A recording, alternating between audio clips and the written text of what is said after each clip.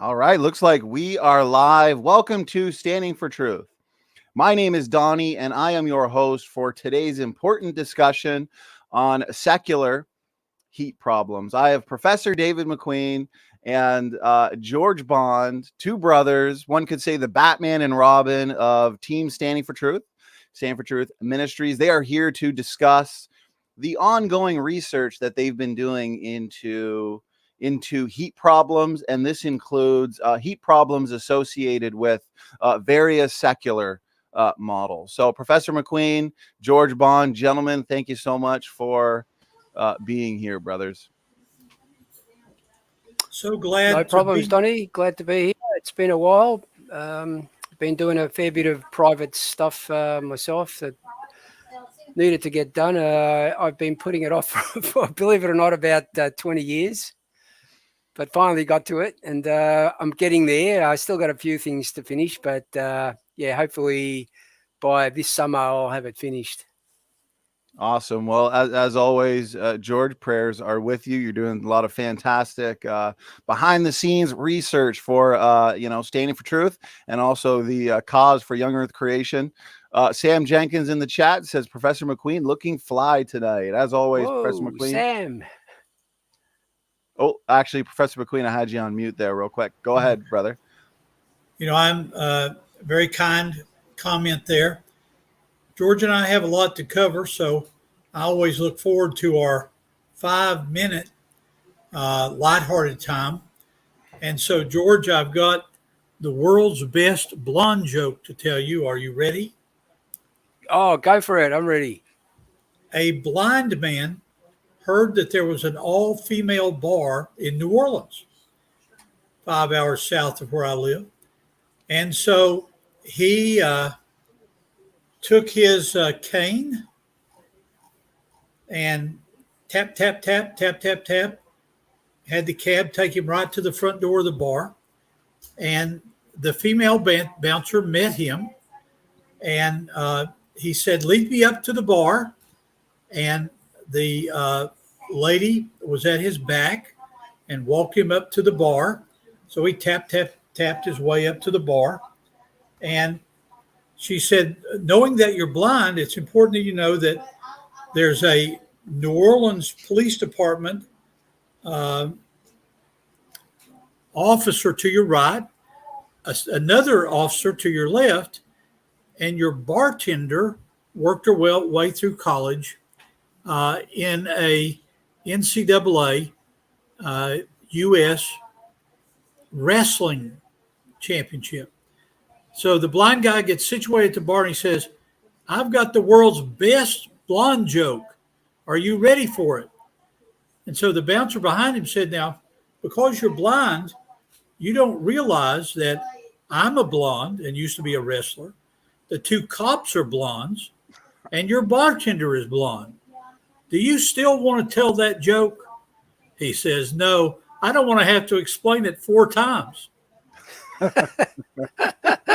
He never got out of the bar. Nobody's seen him since. No, Hey. he's been missing ever since. Oh, Hey, funny. David Dunny, Doki Doki says, we're the dream team. George, Donnie, and Professor McQueen, the dream team. The dream team. I love it. We are. And then I was going to say, Tomahawk says, why does SFT superhero guy have a cape? Can he fly? Yes, he can. Yes, he can, especially when he's got some evolutionary arguments to refute. Yes. George, I'm guessing you had an introductory joke as well, or?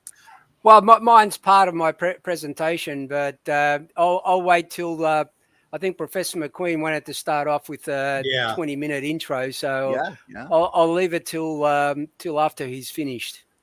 Start my 20-minute timer, Donnie, and let me give this introduction.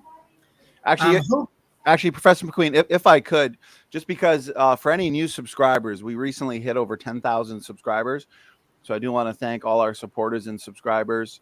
And if you're new to this channel and this is your first show with George and David, please check the description box of this video.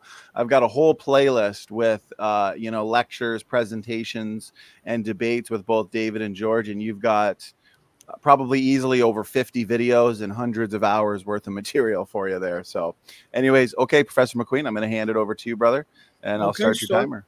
Start my timer. You'll see at the top of the board YEC, standing for Young Earth Creationist. I am a professional geologist. I am a young Earth creationist. And it is July of 2022. And George and I want to switch now from a detailed description of what the Bible might have to say about the crust and the origin of the flood to secular heat problems that we have discovered. Now, the first point I want to make is an analogy that came to me in the last 30 days between what Dr. Hebert, now in Louisiana here, there's a debate as to whether you should pronounce it in the French, Hebert, or make it English by saying Hebert. And I forget what the brother calls himself, but at any rate, he has written a recent article with a very interesting point that is an analogy to what George and I are going to do today. The analogy that Dr. Hebert has brought is this. If you look at the distant starlight problem from a creationist standpoint, you can read a book written by Russ Humphreys that has detailed this in great logic and so forth. But yet, we still do have a distant starlight problem. There really are stars and galaxies that are a light year away, and yet Adam and Eve saw them. They must have seen them in the garden. So there are some problems remaining. But Dr. Hebert makes a fascinating point. He says, let's turn this on its head. The evolutionary community, with their mythology of the Big Bang and the explanation of an expanding universe and the ridiculous idea that all the matter in the universe was compressed into the size of a ball this size, that's an enormous problem for them. That's not trivial.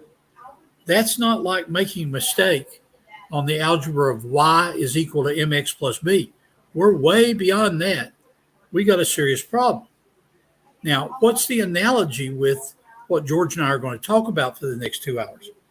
The analogy is that, yes, it's true that George and I have not yet worked through every equation and every issue with catastrophic plate tectonics, the movement, as we'll talk about later, in these blobs worldwide, the movement of heat down and up.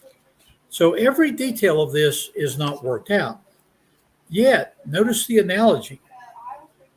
There are some problems within our research, and yet the evolutionary community, as they attempt to explain the amount of heat at the crust mantle boundary, they've got their own problems. If you go back and rewatch my debate with Luca, you'll see that we talked about 3 different areas. We talked about algebra, calculus, and differential equations. And in each of those areas, there are some very serious problems with what the evolutionary community has said. And for now, I simply want to highlight one of them. It is mathematically true, point 2 that you can see there, It's mathematically true that if the evolutionary idea is correct of slow subduction of plates, then they have actually produced or proposed in the Carnot cycle that many of you will remember from high school and college physics. They're actually proposing a perpetual motion machine. And that is a huge problem because why? As Dr. Henry Morris, my old mentor, used to say, we've got two problems about perpetual motion. It's against the United States patent law. You cannot submit a device that uses perpetual motion. And then secondly, it's against the second law of thermodynamics. Yes. Why? Because always in a heat exchange situation, you have a hot body moving to a cold body. You never have a situation, as the evolutionary community wants us to believe,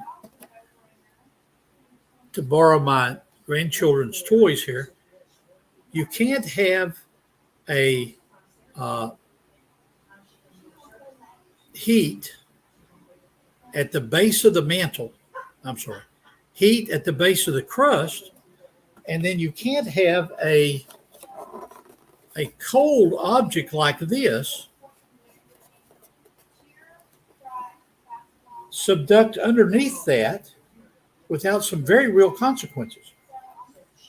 And so now I want to rush to something I know all of you have been looking forward to, and that is differential equations. I called in preparation for my debate with Luca, Dr. Larry Vardaman, and he said, McQueen, I simply never could understand differential equations because my mind doesn't work that way. This whole argument is wrong because of an issue of mantle creep. This factor here, epsilon dot, and this differential equation, which we won't go into everything here, this whole equation works backwards. So if you've never had differential equations, here is a 10-second overview. You propose a model like young Earth creationist or billions and billions of years of evolution, and then you work backwards. You work from that model through the differential equation to a conclusion. And the conclusion here revolves around epsilon dot, which is the rate of deformation creep. Taking my grandchildren's Play-Doh in hand and making a ball out of it, and then beginning the deformation of catastrophic plate tectonics, notice what happens as I squeeze. Can you see the blob coming up? How is that coming up? Well, it's coming up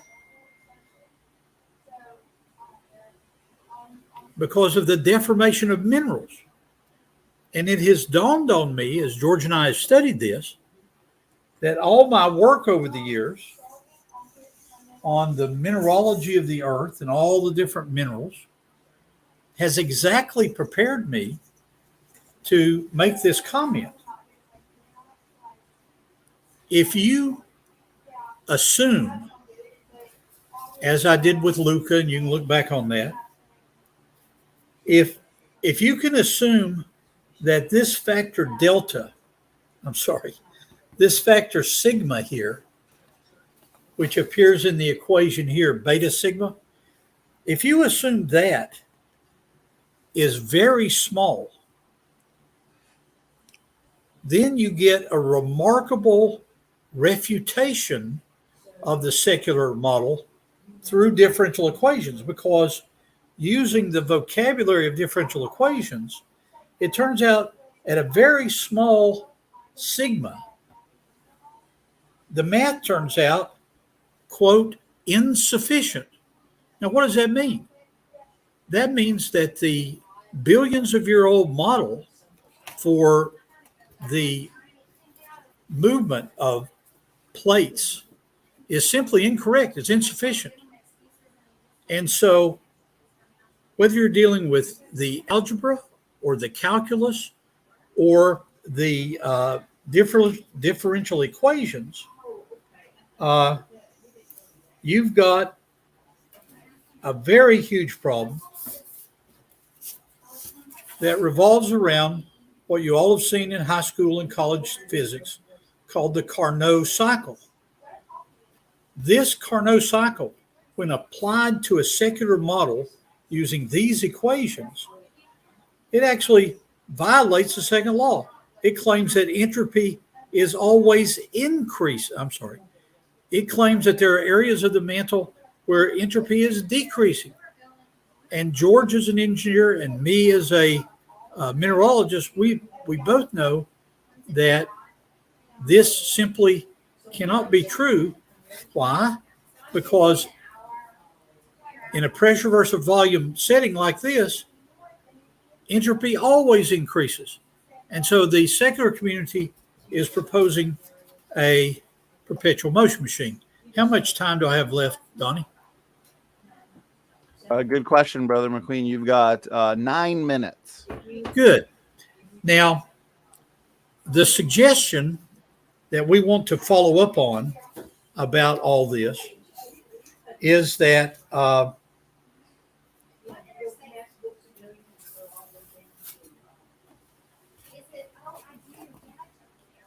this this dot epsilon rate of the increase of deformation. Remember your intro calculus. Velocity is going a certain number of miles an hour in Eastern Australia. But if you're in a sports car and you go to the second derivative as a function of distance, that's acceleration. And so the increase of deformation of the crust by creep provides creationists a remarkable tool to explain catastrophic plate tectonics. Now, let me put a hard stop there. George and I view our audience as our class. And so it's important to us that you understand that we're working on something that is true science. Now, you would say, well, Professor McQueen, why in the world would you make that statement? Because later on, you're going to be talking about the Bible and Shakespeare and a children's book and all kinds of other things. Have you noticed, class, that I haven't brought up the Bible in the middle of the algebra, calculus, and differential equations?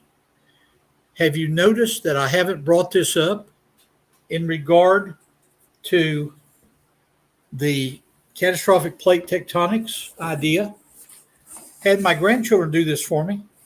The red and the yellow are these blobs that we're going to talk about as the 2 hours go on. Notice that Australia has its proper place in the middle of the earth, right where it should be.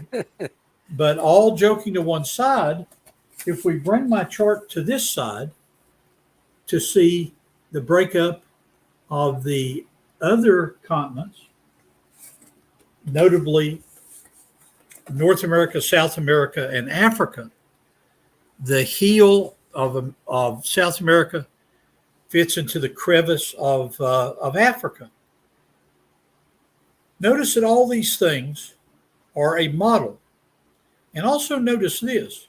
If you go back and listen to the high-level debate that I had with Luca, and you go back and listen to the last debate I had with my friend the snake, you'll find that there are legitimate arguments for our point of view that support the Bible, but in a sense are independent of the Bible. And I was saving this for Halloween, but it's appropriate today. What is our argument about the evolutionary view, the secular view, that essentially, mathematically, is based on magic? You can't have a perpetual motion machine. Everybody knows that. Every undergraduate physics student knows that. What are they relying on? Oh, they're relying, does that say potion or poison? Poison. Oh, that's a P-O-T. Oh, it's a potion. And spirits. And so the spirit of Charles Darwin, the spirit of Stephen Jay Gould, the spirit of Gingrich, all of them are descending on a base of what we're arguing is actually magic. We're not talking about truth. We're talking about magic. We will bring this up again when we get to my 5-minute summary, but it's a perfect time. How much time do I have left, Donnie, please? You have 5 minutes, Okay, brother. good. It's perfect time to go back to Shakespeare. You notice everything goes back to Shakespeare. Here's Macbeth. I'm a student teacher, still not that, what's it called? Substitute teacher at the local high school. And this is the wonderful Folger library edition of Macbeth. And Act 1, Scene 1 includes the three of us. Donnie, go ahead and put all three of our pictures up as I read about the three witches in Act 1, Scene 1. Here we are. Here we've got Donnie, and we've got George and me. And let me read this with an evolutionary emphasis. The first witch says, "When shall we three meet again?" Well, it's today, obviously. "In thunder, lightning, and rain." Many of you that can quote this, I bet. The second witch answers that question, when shall we meet again, by saying, "When the hurly-burly's done, when the battle is lost or won." We want you to understand that we're in the middle of a battle here, a battle that has a spiritual side and a battle of argumentation. I hope you can see that the style that George and I will use in the next hour and a half is exactly the style of an argument. But let's get back to Shakespeare, because we're not done yet. The third witch says, "That will be at the set of sun." First witch says, "Where's the place?" "Upon the heath." Third witch says, "There to meet with Macbeth." I didn't know this till 2 years ago. The first witch says, "I come, Grey Malkin." Grey Malkin is an old 1600 AD word for a demon. "I come, Grey Malkin." Second witch says, "Paddock calls." Again, another name for a demonic spirit. And then the third witch is speaking to her demonic possession and says, "Anon," which means immediately. I'm coming immediately. But here's the famous part that we're going to focus on. What's the last part? You all can say it. "Fair is foul, and foul is fair. Hover through the fog and filthy air." Fair is foul. Foul is fair. Our basic argument is that of Macbeth, that the evolutionary community has taken the truth of physics, the truth of engineering, the truth of mathematics, and turned it on its head. It has made something fair foul, and then something foul they're claiming is fair. Hover through the fog and filthy air. In those days, filthy meant murky or thick. Can you see our point?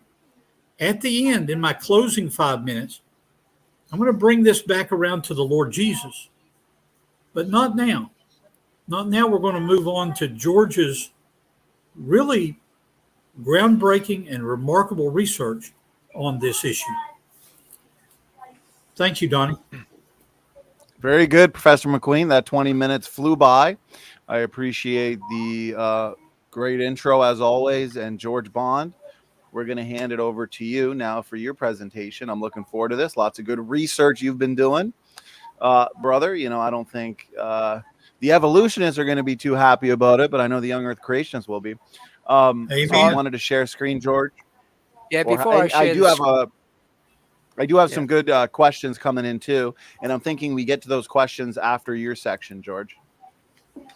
Okay, before I ask you to share my screen, I just want to advise David that Macbeth, I actually read Macbeth as part of my HSC English literature course, but did you know Macbeth was actually written by a bunch of monkeys sitting in front of typewriters? You know, I think that is actually mentioned. Where is it here? It's the heads of traitors fixed upon the London Bridge. I know it's in scene 7 someplace. Thank you for pointing that out. Okay, Donnie. Looks Are good. you Looks sharing good. my screen, Donnie? Oh yeah, looks good. Okay, I've actually, before I start, I always begin with this. May the Spirit of God open your eyes to the light, your ears to the truth, and your heart to His Son, the Lord Jesus Christ. Now, it's amazing how many times I've seen this quote from Richard Feynman over the last month or so. Science is the belief in the ignorance of the experts. And God said, my thoughts are higher than your thoughts. So keep that in mind. Okay, so let's start with my joke, David. When I was a kid, this was my computer. And I think most of us in the chat, or maybe some of us in the chat, probably were part of that generation where, you know, that pencil with the rubber end was really our computer. And of course, the old sharpener. We all had one of those bags where we carried all our colored pencils and biros and whatever. But to start the proceedings, I'd like to concentrate on what I call, well, not I, but most of us know as fulgurites. Okay, so these are the fulgurites. So why do I add fulgurites as a heat problem for secular geology? Well, you need to know how fulgurites form. Simply, its formation involves heat. For example, a bolt of lightning can reach temperatures of roughly 54,000 degrees Fahrenheit, which is 5 times the temperature of the photosphere of the sun. Now, as the lightning travels through sandy soil, the soil surrounding the plasma may melt, forming tubular structures called fulgurites. This is often a glassy rock in the shape of a convoluted tube, as you can see on the screen there. Now, when a cloud-to-ground lightning strikes, an appropriate material such as sand, soil, rock, or clay, the current flows through the target, heating the material to temperatures that exceed its vaporization point. Okay, keep that in mind. Exceeds the vaporization point, followed by a rapid cooling that results in quenching to form a hollow cylinder of glass known as a fulgurite. Now, where we heard that those terms of vaporization and rapid cooling. Okay, so the way I got to this particular point of the fulgurites was I was doing some research on lightning, and I found this this nature paper. You can take a screenshot of that. It's called A Fossilized Energy Distribution of Lightning. So what happens is lightning, as you can see there, is formed through interaction of clouds, and they travel down to the Earth. and they form these little structures called fulgurites. So you can take note of the amount of erosion that's occurred, by the way, to reveal that fulgurite. And of course, they leave buried treasure. Believe it or not, there are lots of organizations that take you out into sandy sort of areas, and they search for fulgurites. It's like a little hobby for them, and the reason they do that is because when they find these, they actually turn them into jewelry. So some of them can be really beautiful shapes, as you can see. And notice there near the beach, the ocean edge there, and the level of erosion that would have occurred. But erosion is another topic that we keep harking on, and that's a real problem for secular geology as well. Okay, so, and you can see in this particular illustration, the lightning has actually penetrated a number or multiple layers of rock. I think 1, 2, 3, possibly 4 different types of rock and different layers of that within those rocks. So lightning can penetrate deep into the ground. And of course, they are light, porous, and glassy. That's probably why they turn them into jewelry. I've got a larger sort of document on this, but I just didn't think it was necessary to show you all those points, because we have to condense this into 2 hours. But here we go. This is the geologic column. What you'll find, if you want to count those, there are 19 specific layers of the geologic column. So, reading the actual paper, the Nature paper, and I'm going to quote here, so it's not me making this up. So about a quarter of these strikes occur from a cloud to the ground, and hence the number of potential fulgurite forming events is significant. They say with up to 10 fulgurites formed globally per second. If you convert that into per day, it's 864,000 per day. Now, this estimate depends on the efficiency of fulgurite formation by lightning, which is highest when striking the barren salt sands, soil, or rock. Now, if you look at some of the figures, the secular figures, and I'll exclude the 1 billion years of the Earth's formation, because they believe it's the cooling off period, and water had to come into the Earth, forming clouds to form lightning, etc. But some quick maths, we find in 3.5 billion years, we have 1.3 by 10 to the 12 days, which equates to the Earth being hit by lightning, and the potential formation of fulgurites would be expected to be around 1.1 times 10 to the 18 fulgurites on dry land. Now, if you look at that as in terms of the Earth's land surface area of 148.5 million square kilometers, that equates to around 7,400 fulgurites per square meter. Now, let's be honest, and for the secular geologists, you'd have to have a look at the 19 layers in the geologic column. So if you divide that amount by 19, so that those fulgurites would be distributed over those 19 geologic column layers, you would get a roughly 390 fulgurites per square meter per geologic column layer. Now, that's a lot of fulgurites. So my question here is, why don't we find these fulgurites in any other layer apart from the surface layer? Even when you actually account for the erosion, the determined rate by secular geology of 6 centimeters per 1,000 years, we would expect fulgurites to be more prevalent across all those layers in the geologic column. Now, similarly, there are no known meteorite impacts in the bottom layers. You would almost think that the sedimentary layers of the Earth were deposited quickly. and essentially only today's surface has been exposed to the elements for about 4,500 years. So my question to the secular people is, where are all those billions of years of fulgurites?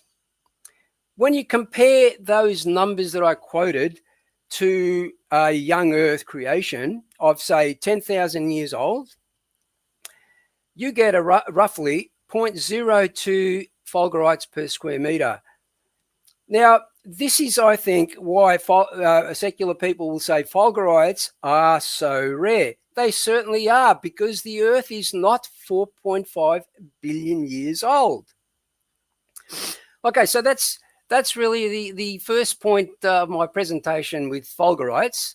So I'm just going to go to, just hold on a second, just going to go to my second point. Okay, the Tapete sandstone. The reason I put this in the heat category is because secular geology claims that, by the way, before I do that, the Tapete sandstone, for those that don't know, is the bottom layer of the Grand Canyon above the Precambrian layer known as the Great Unconformity. Now, in that Tapete sandstone layer, we find these 90-degree bends with very little, if no, cracking. Now, the secular geology explanation to that is they formed deep underground. And of course, if you read more papers on this, you'll find that ductility of these kind of rocks occurs at around 350 to 400 degrees centigrade, which means they would have to be around the 3.5 kilometer depth range, which means somehow that sand layer was compressed and lifted to its current location as we see it in the Grand Canyon. But here's the problem. When heat is involved in the compression of any particular material, it leaves traces of crystallization. Now, Dr. Snelling, without going through all the details, had a very hard time getting a permit from the Grand Canyon Committee to do this particular study. But finally, they actually took them to court and they got their permit, and they did their studies. And I believe a paper will be coming out in due course. They're dotting their I's and crossing their T's at the moment. Guys, there was no evidence of any crystallization in those layers. The secular explanation for those bends is baloney. It is debunked. So stop using it as a rescue device. It's debunked. Okay, my next my secular heat problem is the crust of the Earth. Now, we all know about granite, and we know that when granite is molten and allowed to cool, it actually forms a different rock called rhyolite. Now, the secular explanation to this is the granite cooled slowly over millions of years. Well, why do we still have granite for a start? But secondly, if it did cool slowly, then you would expect this to happen because granite is composed of various minerals, and Professor McQueen will know this, and they each have different densities. Your quartz, your feldspar, your mica, and your hornblende. If this particular material was molten in the past and cooled slowly, you would find these minerals in this particular order, but we don't find this gradation. Okay, so that's the second. Now, the third. The fourth point is my super heavy elements. You'll see that the radioactivity on land is spotty and not even as you would expect of a molten rocky planet that's 4.5 billion years old. Why do I say that? Because apparently it was molten, and through the rotation of the Earth, they would have mixed evenly across the crust. But that's another problem for them, okay? What we find is this. We find that 90% of the radioactive elements are located on the continental crust. And you can see there with those arrows where they're located. So the point here is, why are they located in those locations? They should be evenly distributed across the entire landmass. That's one particular problem. Then the other problem is, because these elements are super heavy, emphasis on the super heavy, and the Earth was molten for 1 to 1.5 billion years before it started to cool, you would expect these super heavy elements to have sunk deep into the core, like the lesser dense materials of the iron and the nickel. So this is a problem for them, and they can't sort of solve it. And just in case you think I'm pulling some of these figures out of my rear end, here are some references you can check yourself. You can take screenshots of these and research it yourself, and you can call me a liar if you think I'm quoting them incorrectly. But you can see there that it states that 90% of the uranium and thorium are concentrated in the continents. 90% of the uranium and thorium are concentrated in the continents. Another paper. And the other interesting point is, I live in Australia, as I noticed Ian Chen in the chat is. We find 30% of the world's uranium and 20% of thorium deposits just in Australia. Are we lucky or unlucky? I'd like to know that. And if you think, there's a reference, by the way, if you want to check those particular numbers, it comes from an Australian government Geoscience Australia website. There's the particular link there. You can read it for yourself. So why didn't these super heavy elements sink to the core of the Earth like the lesser, denser iron and nickel that the core is supposed to be supposedly made of? Now, furthermore, continents contain much less than 1% of the Earth's mass. Actually, it's more like 0.35%. So why do they have 90% of the Earth's uranium and thorium? A conundrum deep ages and a very hot rocky planet can't answer. Okay, moon impact. This is a good one. The secular explanation for this was a planet called Theia. No evidence whatsoever that this planet drifted into Earth's orbit and actually plummeted into Earth to finally create the Earth and the moon that we see today. Now, here's the problem for them, okay? Recent studies have shown that carbon emissions from the moon are forcing scientists to question the theory that it was formed in a collision between the Earth and a wandering planet, as I mentioned earlier, called Theia. Now, readings from the Japanese spacecraft found traces of carbon and volatile water in the lunar gases, which show the moon is emitting carbon ions from its surface. And keep in mind, this is what they say. This amount of carbon should have been utterly vaporized by the intense temperatures generated in the colossal impact event. So much so that many scientists are now saying they should ditch this theory, but the only reason why they don't is because they don't have a better one to replace it with.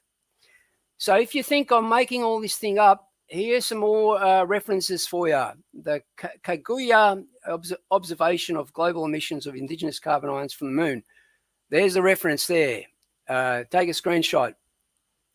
There's some more references. Carbon emissions detected from the moon could force a major rethink of lunar origins. And as they say, this means that the details of the impact theory of the moon's formation, which largely relies on a lack of volatiles, may need to be reconsidered.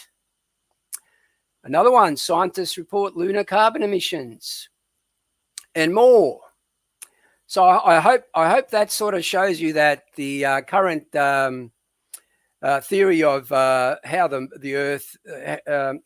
moon was formed is full of. I mean, I only mention a few things. I only mention the carbon emissions, but there are so many other issues with that theory that it really needs to be needs a rethink from a secular point of view. We don't have to do that. We know from the Bible that God created the moon, so we don't have to look at rescue devices that based on unprovable assumptions and unverifiable assumptions, by the way. So my next heat problem is the subduction plates. Now, we've all spoken about these subduction plates and how they're much cooler than the surrounding mantle area. You'll see from that diagram, the blue is a subduction plate, and its relative temperature compared to the surrounding material. Now, actually, as you can see, there's further studies since the original finding shows the temperature difference is more like 3,000 degrees Fahrenheit. So based on the satellite readings of plate tectonic movements at Hawaii, which show a 75 millimeter per annum movement, if you apply that to the 700 kilometers depth that you see there of the subduction plate, that equates to about 100 million years, or I think, and you'd expect that thermal equilibrium would have reached during this period. Not completely, but you should see much different color graduation of that blue subduction plate that you see there. I think that's all I need to say on that. Now, with water comets, now the secular explanation is that the water on Earth was deposited through the impact of water comets. So this is the case. So you can imagine the comet coming in and hitting the Earth at a point at great velocity and a huge amount of energy being released. Now, as I said, secular science claims the water on Earth came from comet strikes. Now, if we take this into consideration, the total volume of water, including that contained in the ringwoodite, that equates to about 44.4 trillion comet meteor strikes would be required. If this occurred over 500 million years, which I think it's their time frame for the delivery of the water through the comets, it equates to about 88,800 strikes per year, or around 1,700 strikes per week. Now, some ICR scientists have done some work on this, and it stated that if these meteorites were 100 times smaller, for example, then the strikes would increase to 170,800 per week. It is assumed that no water is lost into space as a result of this fiery entry through the atmosphere, as obviously there wouldn't have been an atmosphere back then. It's been estimated that just one strike of these comets would be equivalent to 750,000 Hiroshima bombs, where one bomb is equal to 6.3 by 10 to the power 13 joules. Therefore, if you equate the total energy produced by the comets over the 500 million years, it equates to 4.2 by 10 to the power 24 joules per year, okay? This is equivalent to 6.7 by 10 to the power 10 Hiroshima bombs being per year for 500 million years. Now, guys, that's a lot of boom. Okay, that's a lot of boom. So I noticed Jordan was in the chat. I'm using his figures. He claims that the accelerated decay had generated 1.5 by 10 to the 30th joules. This was enough to vaporize the Earth multiple times. Then imagine how many times Earth would have been vaporized by the 4.2 by 10 to the 24 joules per year for 500 million years. Now, keep in mind that heat transfer to the crust through multiple hits would not have had enough time to dissipate out into space or deep into the mantle. And remember what I said about those fulgurites, how the fulgurites vaporize. The material reaches a vaporization point and then quickly cools. So keep that in mind. So that's all I want to say about the actual comet strikes. So we go into the next problem, which is their inner core. Earth's inner core should not exist. And I'm not saying that. Secular science is saying that. Okay, they have determined for a liquid to turn into a solid, and I'm talking about the solid inner core, right? And then there's a liquid outer core. That in itself requires an explanation. So this is what it said. For a liquid to turn into a solid without an artificial nucleation site, example of foreign particle present, its temperature needs to drop below standard freezing point. This extra drop in temperature required is known as the nucleation energy barrier, acronymed NEB, and its effect can be observed in the clouds. For water drops to turn to ice without dust, particles acting as nucleation sites, the temperature needs to fall below minus 35 degrees centigrade. And this is the problem. Although nucleation theory has been discussed and tested for the last 100 years, it had not previously been applied to the formation of the Earth's inner core.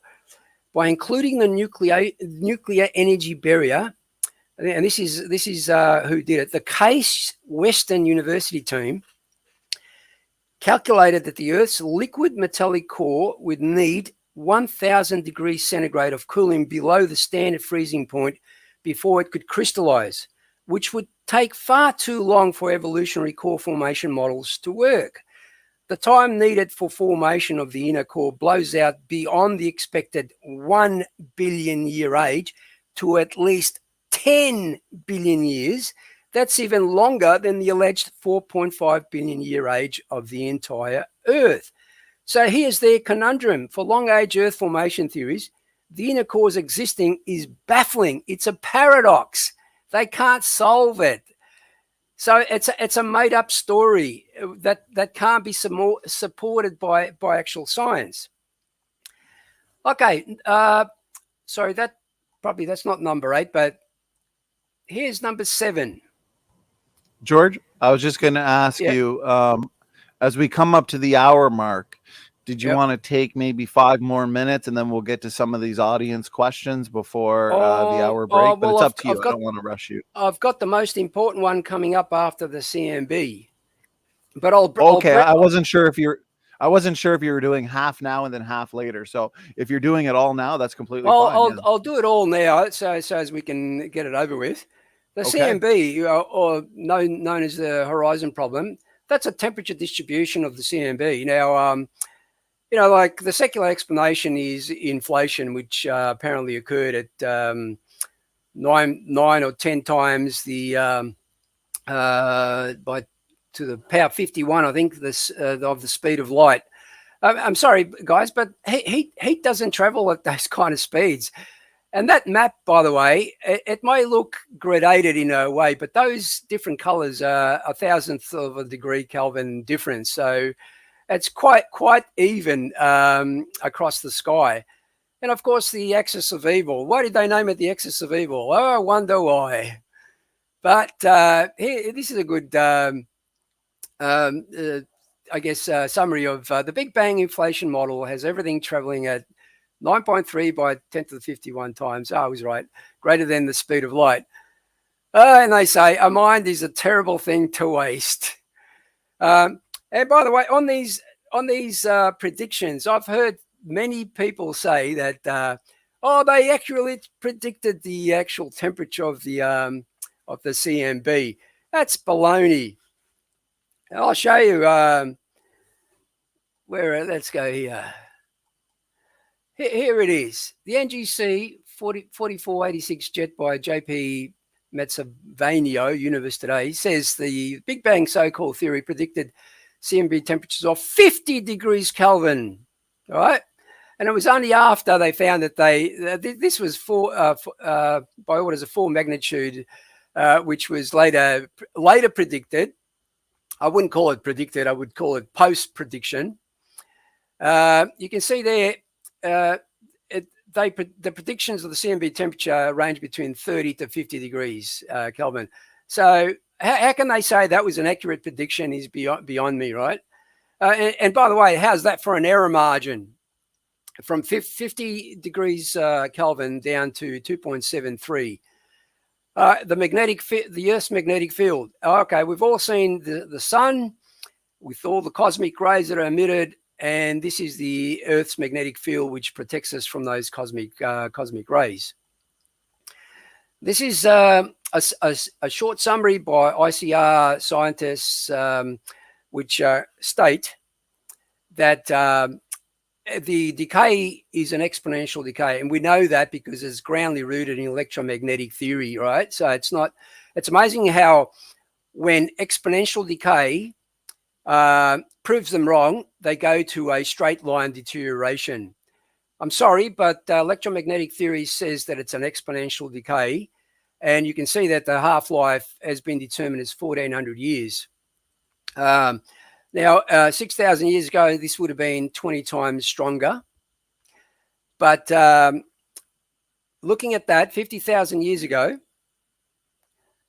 it would have been 56 billion times stronger than it is today. So why do we say 50,000 years? Well, it's according to them, the magnetic field of the Earth decays and then regenerates.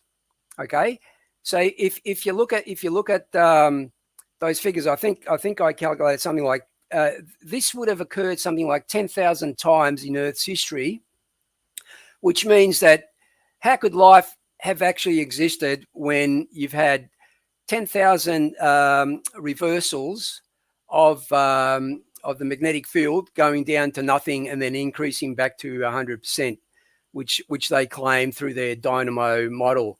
So all I have to say to that is talk about shooting yourself in the foot. I think we say that a lot here, but this is my main point here. The blobs. Now, Professor McQueen and I got together on this, and our contention is that these blobs are remnants of this supposed heat problem, because what you find, and they're massive, by the way, they are massive. They're located, I think one's located below the South Pacific and the other one's located below South Africa. And I think some calculations were done that showed that if that entire material was on the Earth's surface, it would form a 96 kilometer thick layer. So it's very substantial. So let's just me read some of these. Now, these two massive hot blobs in the mantle, supposedly the Earth is, according to them, 4.5 billion years old. In thermodynamics, the first thing you're taught is hot goes to cold, right? So why are these blobs not at equilibrium with the surrounding cooler temperatures of the mantle? And I'm talking in relative terms, right? Because what the secular articles and papers say, these blobs are actually hotter. They don't specify relatively how much hotter. They just call them hotter, and are 1.3 to 3% denser, okay? So the question is, why haven't they reached thermal equilibrium to their surrounding mantle material? And if they are denser, why haven't they sunken down to the base of the mantle? Why are they still floating around in that mantle layer? So as we said, we're currently looking at this heat problem without giving too much away. We've got some serious scientists looking into it. And I guess there's more to come. These things aren't done overnight, but I think in our heat problem solution that we presented months and months ago now, I think I even forgotten when we actually did it, but one of our contention was that these hot blobs were remnants of that heat, and the actual mantle material in the Earth was sufficient enough to absorb that heat. What we need to do now is find out how that heat transfer occurred. Okay, and when Professor David McQueen says there are still problems to be solved, yes, there are problems to be solved, but as God said, my thoughts are higher than your thoughts. We may never find out, by the way. It might be one of those miracles like the resurrection and Lazarus coming back from the dead. But let's look into every possibility. We may not even know of the physics and the geoscience of how it happened. Maybe with further discoveries in the future, we may actually find that out. And some of these discoveries, like the cold subduction plates and the hotter and denser blobs in the earth, are such discoveries that we're getting closer to that solution. So I'll stop sharing there, Donnie, and we can go into questions and discussions. All right, George, very good. Appreciate the visuals. Love the information. Great research. Great job. So, Professor McQueen, George, you want to get to a Yes. few of these questions? Yeah, let me have the first one to rest George's voice. Oh, thank you. All right. Well, I can read it out for everybody. Thank you for the questions from the audience. And here we go. First one that came in from Wesley Coleman. He says, question. Do we have any evidence that the fast decay during the flood in the geologic column would distribute daughter elements in a similar way as what we see? Yes. Okay, let me add my yes to that with a bit of explanation. The issue of rapid radioactive decay and the issue of rapid plate tectonics, those two issues are interrelated. As far as the distribution of radioactive materials, George's point is fascinating to me as a geologist. I know from my own personal discussions with Andrew Snelling, he spent years and years working in the Australian uranium deposits. But notice this data point here. Let me pull my screen down. Notice this data point here. 30% of all the world's uranium is in Australia. Why would that be true? Why would it be true that most of the world's crude oil is in a 1,000-kilometer circle centered on Jerusalem, but mostly in the south, in the huge fields in Kuwait, the huge fields in Saudi Arabia? Why would that be the case? Why is there an uneven distribution? Well, there's two approaches that you can take to this. One approach is that of the mineralogy of what we're talking about. And what you're going to see between now and Christmas, as George and I come back and back and back to this, is the issue of how individual minerals and rocks have a Young's modulus, have a shear stress. George and I have talked about this before. Very similar to the child's toy called Play-Doh or modeling clay. Now, that is a fact. And the point that George brought up in the Grand Canyon about how we can find deformed rocks there where there really should be no deformation without these rocks being 4 kilometers deep. Again, let me put a rock in the center of my hand, and then my hand will compress as catastrophic plate tectonics goes on.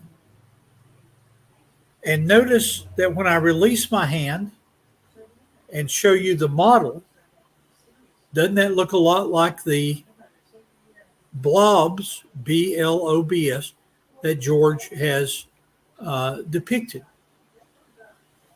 The reason that radioactive materials, crude oil, copper, lead, zinc, gold, silver, the reason that they are unevenly distributed on Earth is twofold. Keep in mind that the theological underpinning of flood geology, of catastrophic flood geology, is an underpinning of judgment. And so, if Adam and Eve had not sinned, the copper, lead, zinc, gold, silver, the crude oil, all the other things would have been as smooth as silk. But because they did sin, and because we do have this issue of heat, our suggestion is that these blobs thermodynamically can bring the heat to the surface underneath Hawaii and South Africa, and then be a heat sink right after that.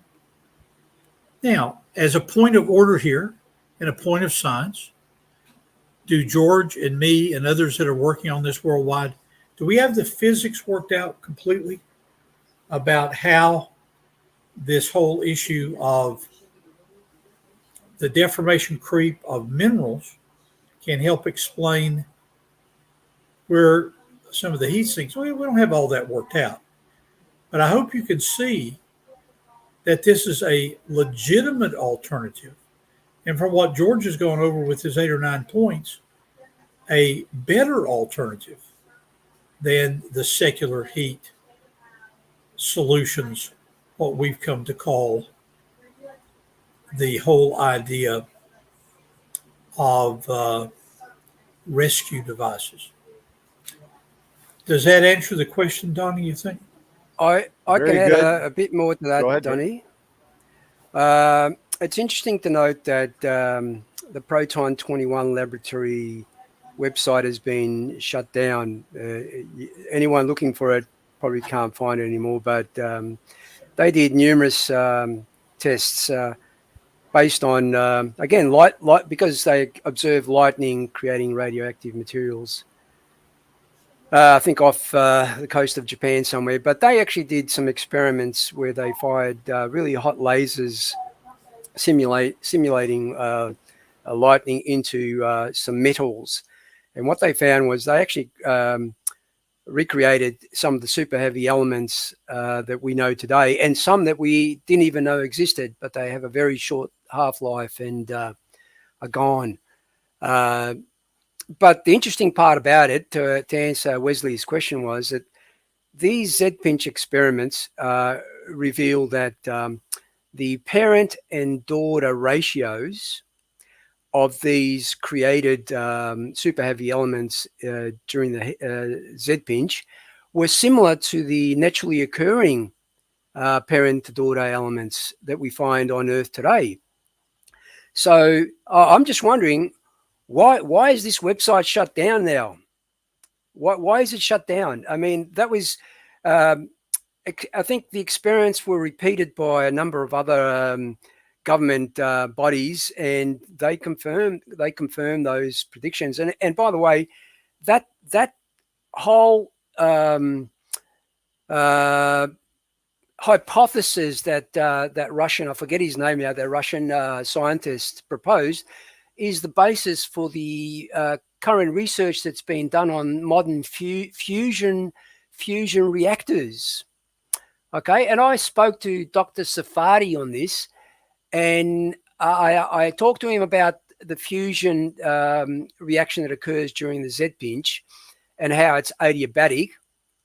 And he says, well, if fission is the production of heat, then fusion is the opposite, which would pretty much tell you that, yeah, it does sound logical that it is an adiabatic process where this heat is actually absorbed by the process of the formation of these elements. So I think I've answered two questions there about the daughter elements as well as the heat problem. But I'll say it again. I'm just wondering why was that site shut down, and who shut it down? That's all I have to say. Go ahead, I have a Professor. comment about. Go ahead.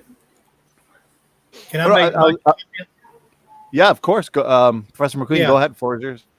George, I think the answer is that any lab, any direction of research that does not support an evolutionary viewpoint, an old Earth viewpoint, it goes away. If you look at the references on the talks that George and I have done, and very specifically, if you look on my references that I've given Donnie in the past, based on the work of Robert V. Gentry at Oak Ridge National Labs, one of the reasons that he brought me on board in the early 70s to work with him at ORNL is that the management of ORNL were fascinated by his halos that indicated super heavy elements. And so, in a sense, the man was hired to take a zone of deformation within a mica or a fluorite, and then I'll stick my marker through it to create a hole.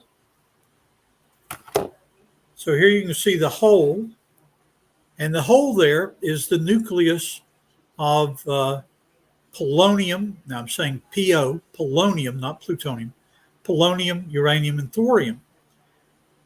Some of these, what Gentry called giant halos, are indicators of elements above number 120. Now this is, let's go get a Nobel Prize kind of stuff. I mean, this is a big deal. It turns out that some of his colleagues at ORNL in the 70s rushed to publication. Why? It always, sadly, in the secular world comes back to money. There is tremendous money to be made if you can say that you're a Nobel laureate. And so they published some inaccurate data, which Gentry had to retract. What's my point?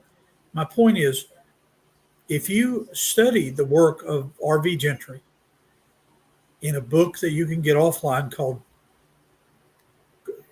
Creation's Tiny Mystery, there's an abundance of radioactive halo support to what George has pointed out in this website that's been cut down.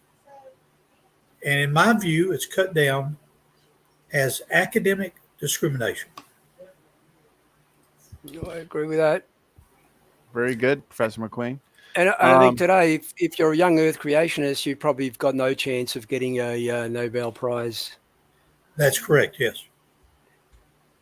Okay, even though history shows that 86% of the Nobel Prizes were won actually by Christians who were young Earth creationists. So, well, it brings me to that presentation last week, George. With I'm not sure if you caught it, Jay Seegert, Scientific Evidence for the Inspiration of the Bible, and he went over, I mean, just scientists after scientists that were Christian. Saw it twice, Donnie. Yep. Oh yeah. Yeah. So anybody who hasn't seen that, please check it out. Okay, gentlemen, do you want to do one more question and then we'll do our 5-minute break? Yeah. Okay, we'll do. I've got one on diamonds from Mitchell. Maybe we'll save that one while Professor McQueen's taking a quick break, and then for now we'll do. So Ian Chen official, he asks, how frequent are these fulgurites? Because a quick Google search shows we have fossils of these. Well, let me start, and then George can certainly finish on that because he gave the data on these. Doing a quick Google search is very interesting. but it doesn't add up to the research that George has done. It is true that we can find these things in the rock record, but you need to go back and re-listen to what George has said over the last 30 minutes, Yeah. because the number of these, if you multiply it out in an old Earth model of either 1 billion years or 500 million years, they're not enough. Every time you turn around in Louisiana, you should step on one of these things. And so, what do you think, George? Well, for a start, fulgurites are known as fossil rocks, if you like, or fossil lightning.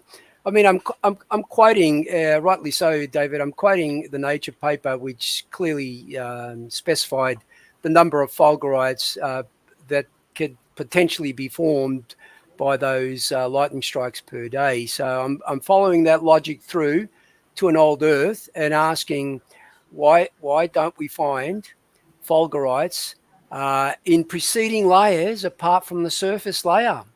I mean, the Earth supposedly was 4.5 billion years old, and there would have been lightning that would have been striking these course. layers as well. And let me interject this. Beginning in when would it have been? 1975, when I first went to Michigan. From 1975 till now, I have gone to university museums like University of Michigan, the Smithsonian in Washington, D.C.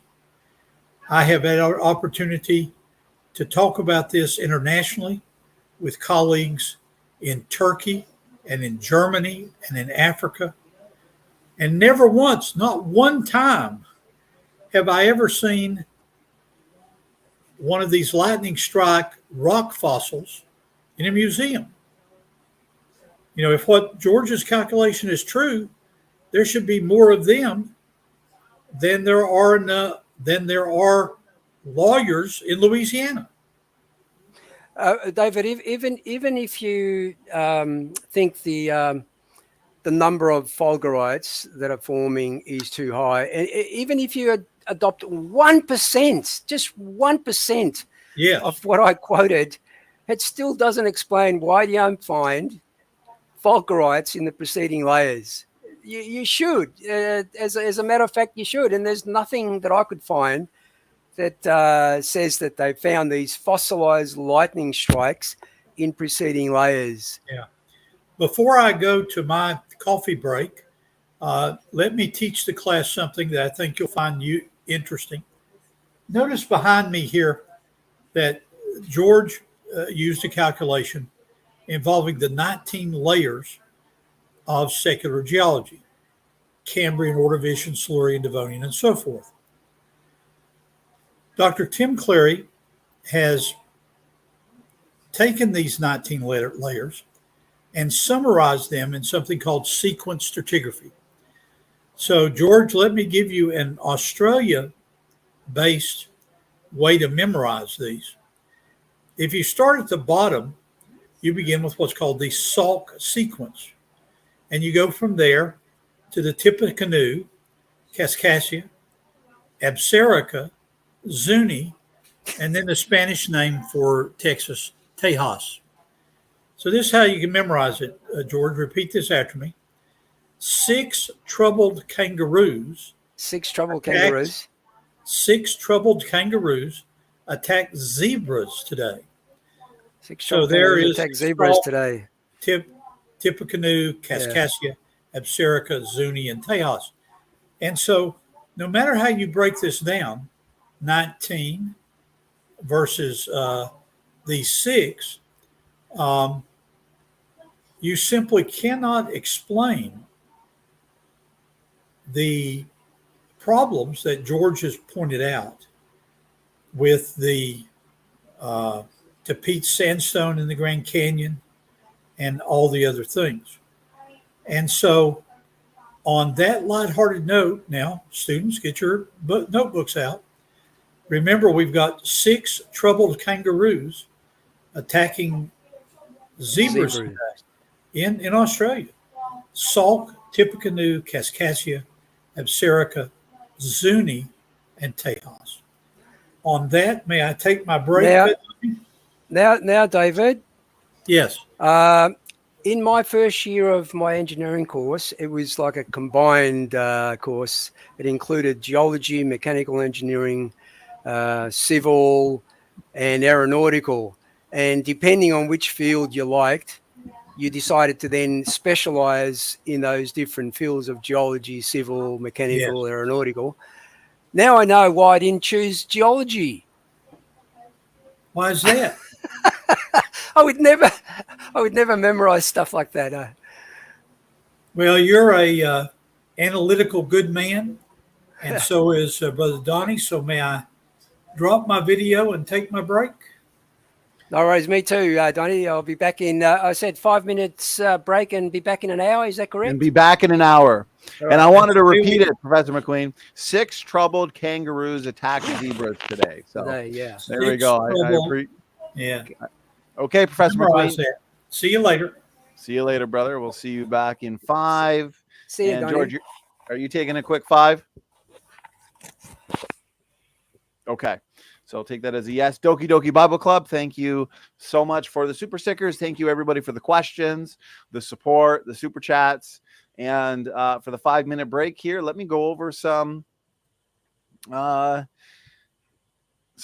events that I have. Got some new thumbnails in, and I'll be setting probably about another 5 tonight. You'll see them pop up on the event section for August and September. And I've got a couple big ones for October already. So we've got fun up until pretty well the end of the year, guys. It's been the summer of debates. We've got this one coming up. I'm looking forward to this. 2 seasoned debaters, Turretin Fan and CJ Cox. Conditional immortality or annihilation versus eternal conscious torment. So that one is going to be, that one's definitely going to be fun. Then we've also got coming up here, you know what? I'm going to get the image into the stream because we've got a few important ones on the evolution related topic. For example, Luca Medugno and T-Rock, they're going to be debating, this is coming up quick actually, next week, the 26th. Is genetic entropy a legitimate problem for evolution? So this one's going to be fun.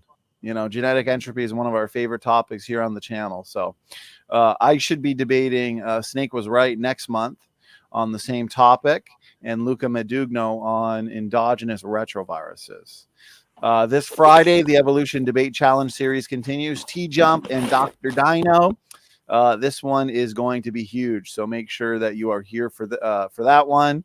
Their round 1, I think, has racked up 12,000 or so views already. That was definitely a debate, for the record book. So this one's this Friday. Last night we had James W. and Kent.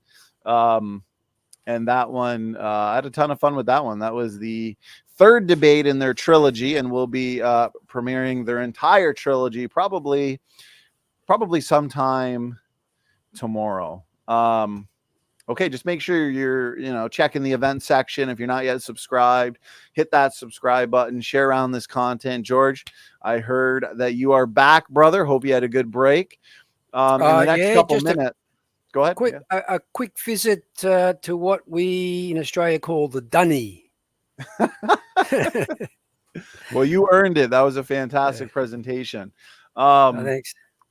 While we wait for Professor McQueen, then it might be appropriate to get this in, and we can get a little discussion on this in the meantime, as we've done a ton of videos and just full lectures on this one. Actually, before I read it out, I do want to remind people, September, the first week, and it might go into like the 9th. So within the first 9 days of September, we're going to have our Defending Genesis Conference 2022. George, if you remember, we had one in 2021. That one was fun. We had Mike Orr, John Mackay, Joseph Hubbard. We had Sal Jardina. So, this year's is going to be in September, and I've already been back and forth communicating with at least 7 different speakers. So it's going to be a week-long event. And yeah, you're definitely not going to want to miss out on that one. And with our conferences, what we do here differently is we're going to do them live, as we've done in our previous conferences. I think we've done 4 or 5 so far. The last one we did was the Flood Boundaries Conference, which was absolutely epic. If you're into the, flood boundaries topic and all things global flood related, especially the technical aspects of it, you definitely want to check out that conference. But we do them live, and we have pretty comprehensive Q&As with the audience. So, with these conferences, if you're a critic or a skeptic, or you just have questions, that's why we do them live, and you can send in your questions. We'll engage them. We like to make them interactive. And so that'll be September, and the summer's flying by. So that's going to be here, I'm sure, before we know it. Anyways, George, maybe let's address or engage Mitchell. Brother Mitchell, appreciate you being here. Appreciate you sending in a question. So Mitchell asks, if the melting point of diamonds is roughly 7,232 degrees Fahrenheit or 4,000 degrees Celsius, wouldn't that alone confirm a recent flood and debunk deep time, considering the amount of C14 found in them? He would say yes. George, what are your thoughts on that? I would say yes too. And I've had lots of discussions in the comment section of numerous streams about C14 in diamonds. And so some of the arguments that come up is, the diamond wasn't organic. It was the diamond is not organic. And I said, well, the delta C13 measurement in it confirms that it was organic, and somehow that particular material got down to those depths and pressures to form the diamond. But the more important point is, according to secular geology, diamonds require 1 to 3 billion years to form. Now, the intrinsic C14 that's found in the diamond dispels that idea. And they've come up with various rescue devices of contamination, either through the measuring equipment or through external sources like neutron capture from the nearby uranium sources, converting the free nitrogen that's in the diamond into the carbon-14. But that's been disproven as well, because they found that you'd need, help me out here, Donnie, I think 10,000 times more radioactivity to actually create this C14 in the diamond, something like that, something ridiculously high, which no matter what rescue devices they've come up with, they've been addressed. And naturally, obviously, they don't agree with them. Thoroughly. Yeah, thoroughly. I mean, we've done... Yeah, go ahead. One of the things I can't understand is that they say, "Oh, show us a secular paper that shows diamonds contain C14." And I did the research and I found one. Taylor and Southern. I think it was the Arizona University. They even found C14 in the diamonds, and then they waffled on about all these different rescue devices as to why they found it. It's unbelievable. You're going to get denial. They'll do one of 3 things: deny, reject, or dismiss. That's it. Right. They have to. Or dodge. Dodge. Oh, that's a good one. Yeah, dodge, dip, and dive. Dodge, duck, dip, dive, and dodge. The 5 Ds of dodgeball, team dodgeball. And remember, we did a presentation. We did a whole show with it on with Dr. Charles Jackson, probably going on about a year now. And there's never really been any rebuttal. And yeah, like you were saying, and this reminds me of a more so recent debate. It was more of a discussion, informal discussion between Dr. Jason Lyle and Dr. Hugh Ross on the age of the Earth. And, if I'm to be objective, Dr. Lyle easily won that debate. I mean, it really showcased just how powerful the young earth creation position is. And I saw a comment the other day on one of Inspiring Philosophy's either videos or posts. I can't remember now, but we call him the uninspiring compromiser, and we've debunked him over and over again, right? The science, which he won't even touch. He's not sophisticated enough to do so. And then also, the scriptural based arguments. We just finished a whole series 4 hours long with CJ Cox, and somebody posted a comment. They said, well, because IP's got nothing but assertions and scoffing, right? But no sophisticated response. And one of the commenters said, I was an old earth creationist for years and years, adamantly an old earth creationist. And they said in the comment section, they said they watched the more so recent informal debate between Dr. Lyle and Dr. Ross. And I believe it was Revealed Apologetics for people that want to check it out. It was more of a discussion, so it was good. And this commenter admitted, well, after watching that debate, just watching how strongly Dr. Lyle performed and how Hugh Ross could not address, the challenges to his position and so on and so forth. This commenter, she got converted. She's a young earth creationist because of that debate. And that also goes for those people that say, what's the point of debates? They're useless. No, I mean, a lot of people on the sidelines, especially that are agnostic on the fence, they come, and I was one of those, they come to the truth oftentimes because of debates. And why I say all that is because in the debate, Jason Lyle brought up the argument from C14 and diamonds, and you just touched on it now, George. Hugh Ross made the argument that, well, there's other nuclear material down where the diamonds are that can essentially recharge the C14, right? And Jason Lyle pointed out how that doesn't work. Okay, one, the rate team looked into that, just like they looked into contamination and all the other rescue devices that the critics, fail to defend, right? They put forth a rescue device, it gets addressed, and then they don't defend it anymore, right? They just keep repeating it. And as you pointed out, the rate team estimated that you would need 13,000. Let me repeat that. 13,000 times more nuclear material in the nearby rocks in order to adequately recharge the C14. And Jason Lyle pointed this out to Hugh Ross. The fact that you would need far too much material to recharge, and I mean unrealistic amounts, deep down in the earth, which we know cosmic rays cannot reach deep down in the earth, and the C14 would just decay away. So, the point is that's their best rescue device. That's why Hugh Ross put it forth in the recent debate, but it's been demolished. And so, I just find it interesting that we're seeing a lot of old earth creationists based on a lot of these sophisticated debates convert to young earth creation. So I just wanted to point that out, guys, that the C14 argument, George, I'll give you the final word on this. It's a very powerful argument, and the critics have failed to respond. And I see Professor McQueen back here too. Definitely, Donnie. Not just in diamonds, by the way. There are, I can't remember now, I think about 121 papers on fossils that they've found with C14 in them.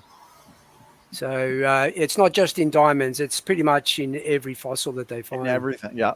In every layer within the earth, going back even so-called billions of years, you find C14. I mean, that C14 should have decayed away in easily less than 1 million years, and yet we find it in Professor McQueen, go ahead, brother. Yeah, let me give you a geologic perspective, mineralogical perspective on this argument. My dad started me with a sword collection back in the 60s. This is one of my more recent additions to the collection. And Scripture says we should use the Bible and we should use science to divide between marrow and bone and divide between truth and falsehood. So let me put my 2 cents worth in here. The argument of Dr. Lyles and others, excellent arguments. And the point that George brings up, excellent argument.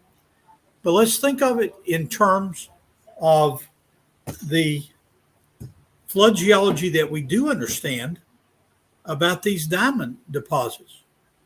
And so we've got a situation where we're deep in the crust, or the upper mantle. And so way down here at the bottom, at some point during Creation Week or the worldwide flood, there is a crack that forms. And then what happens? Let's all say it together. Boom!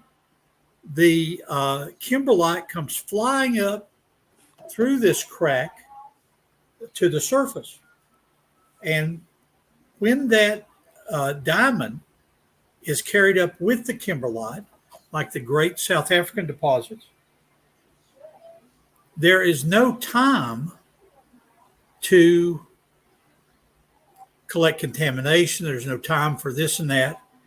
As a matter of fact, here is my grandchildren's equilibrium device. And so if I hold it like this and then start taking the secular model apart, item by item by item, notice what happens. We've got a disequilibrium situation. Now, that disequilibrium situation is something that George and me and others need to mine, M-I-N-E, for the next 12 months. Because the fact that many rock types, like blue schist facies rocks in Australia, California, all around the world, the fact that these rocks are in disequilibrium, I'm talking about mineralogically disequilibrium, where just like the diamonds, they're brought very rapidly to the surface, but they're not in physical chemistry equilibrium. Now recall there are two broad divisions. You have organic chemistry, and then you've got physical chemistry. This is first, second, third law of thermodynamics.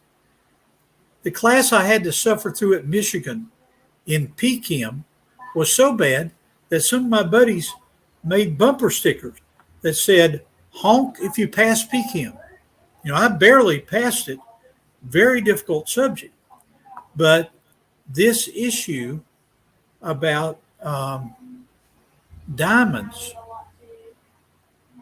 is a showstopper for the evolutionary community, because once that crack appears, upper mantle, lower crust, boom, that kimberlite comes up. 5-hour drive from where I live in Arkansas, there is a what's called Crater of Diamonds State Park. A kimberlite came up there. Kimberlites all over the earth, Appalachian Mountains, and then the famous ones in South Africa. So you need to listen and do research in what George has been presenting. Thank you. Very good, Professor McQueen. If we could, gentlemen, two quick answers to two good questions. So, George, let's start with this one. Redefine living. Question for George Bond. And Redefine Living is the atheism destroyer. So it's a privilege having you in the chat, brother. He asks, if the rescuing device of contamination is valid, would that not contaminate all carbon dating? Well, yes, and I've got a few more to add to that. In terms of the, I'm not sure if most people know about this mineral. I certainly didn't before I actually read about it. But this mineral called ebenothite, I think that's how it's pronounced. It contains 45, and you can find this information, by the way, on the webmineral.com website. It contains 45.77 uranium, but no appreciable quantity of lead. Now, this is the interesting part, right? This is what they say. If the Earth were 4.6 billion years old, then it should now contain slightly more lead than uranium. But if the Earth is only about 6,000 years old, however, then only trace amounts of lead from decay would be found with the mineral. This corresponds with the reality of what is found. And of course, this take a note of this, okay? And they say, of course, the old earthers may conveniently claim that the 211 uranium-bearing minerals, which contain no appreciable quantity of lead, are extremely young rocks, while the 38 minerals which do contain lead are old, but only 8 of these contain more lead than uranium. And bear in mind what I'm going to say now. They may also claim that the lead leached out of the minerals, but that claim is not valid. And this is why. Because if the lead can leach out of these minerals, then it can leach from their sample rock, making determining a proper ratio for dating impossible. Did you get that? They go to the rescue device of leaching, but they're shooting themselves in the foot, because then they actually use the uranium lead ratio to do their testing. It's ridiculous. So this is a great mineral here that, and there's more, by the way. You can find many more in that particular webmineral.com website. I just picked a benethite because it was the first one I think I could find. It was in alphabetical order. So there's an explanation. Also, there are other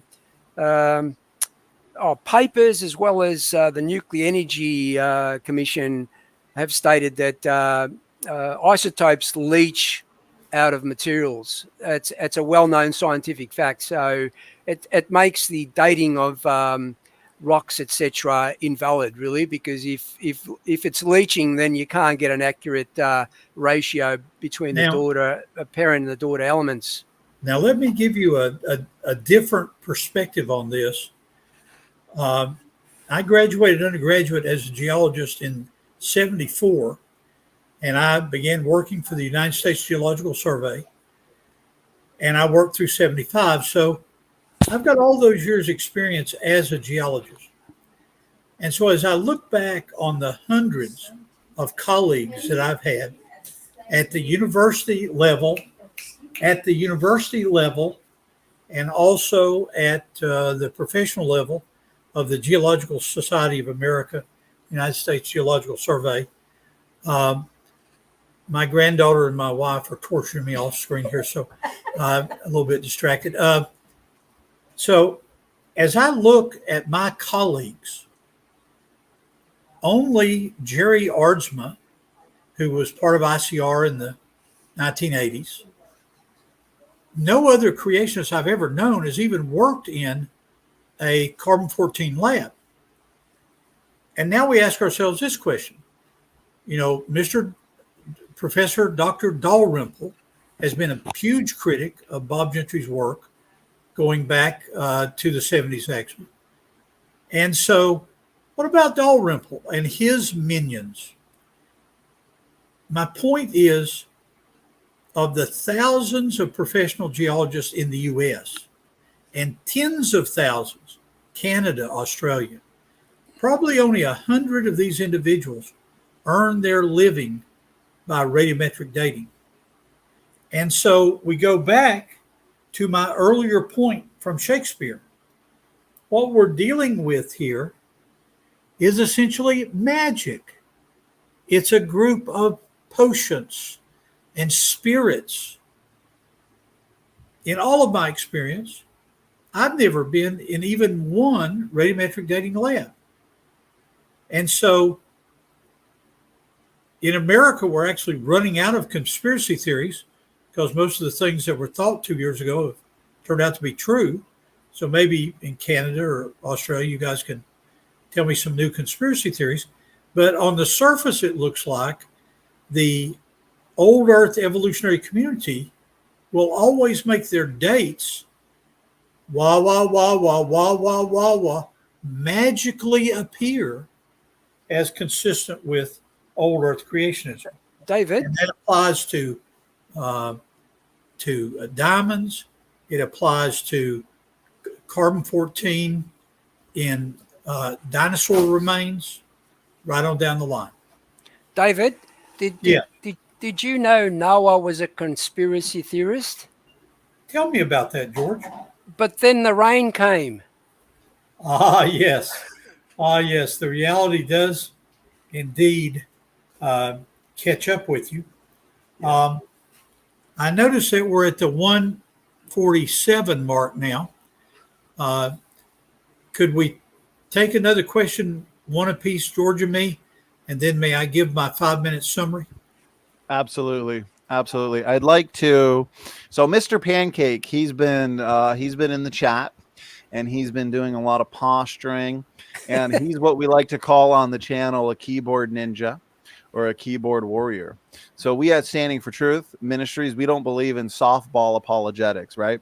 And so if you have an argument to make, we have an open debate challenge. We've hosted over 200 debates now. So if you have an issue with anything being said, shoot me an email. Let's have a sophisticated debate. So he says, you don't use C14 on diamonds because, diamonds aren't alive. What's a good response to this, brothers? Well, let's go first to advertisements on TV.